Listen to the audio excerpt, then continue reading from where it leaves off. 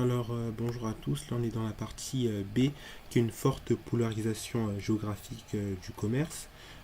Cette polarisation en fait du commerce, ça va être en fait quand le commerce donc va se concentrer sur un nombre limité de régions.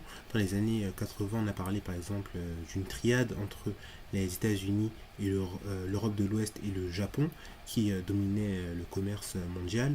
Et puis en 2022, on a parlé d'une autre triade qui serait l'Europe, l'Amérique du Nord et l'Asie, qui représentent près de 83% des exportations mondiales ainsi que 87% des importations mondiales.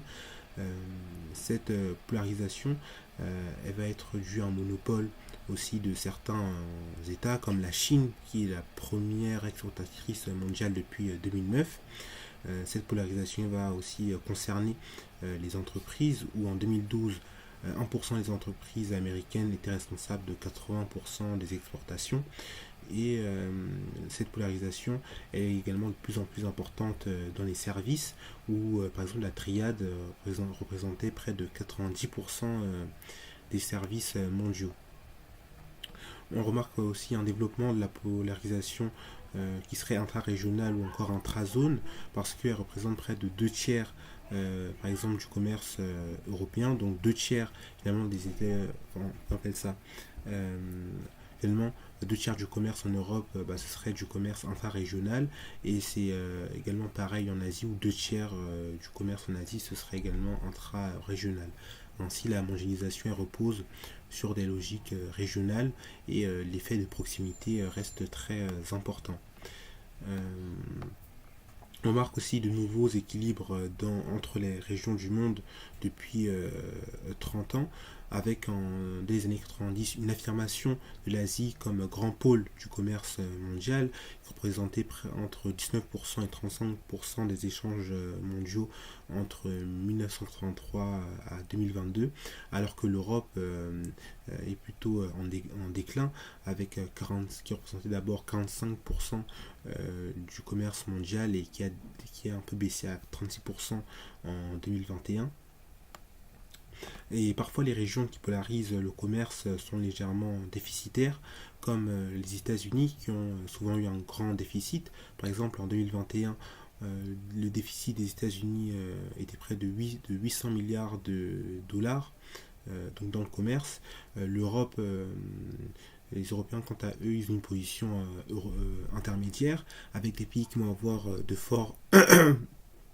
des assez forts déficits comme la France qui en 2023 avait près de 100 milliards d'euros de déficit, mais quand même d'autres pays vont mieux s'en sortir avec, ils vont plutôt avoir un fort excédent, avec par exemple en 2023 l'Allemagne qui avait près de 170 milliards de dollars, 170 milliards d'euros d'excédent.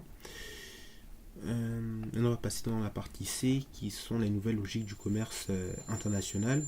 On va remarquer une évolution.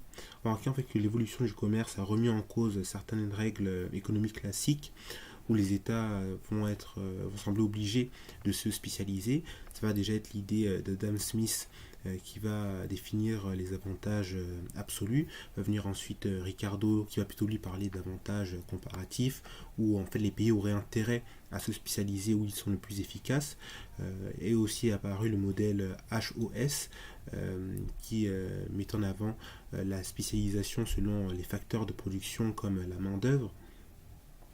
Et donc cette spécialisation, elle est apparue d'abord au départ comme très positive parce que ça permettrait donc d'augmenter en grande quantité la production d'un seul bien, et ce qui serait très efficace et rapporterait beaucoup de bénéfices aux États.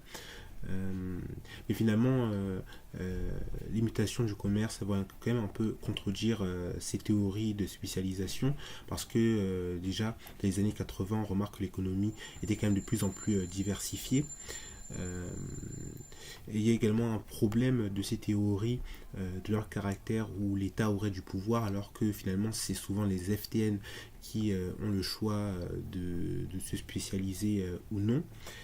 Hum, Une dernière chose, c'est que finalement aujourd'hui, ceux qui profitent le mieux du commerce semblent être les pays émergents qui ont un rôle de plus en plus important dans la DIPP, qui est la division internationale des processus de production, et qui vont donc se spécialiser dans la conception au lieu qui ne vont pas plutôt se spécialiser dans la conception mais plus dans la production, comme les iPhones qui vont être produits en Asie.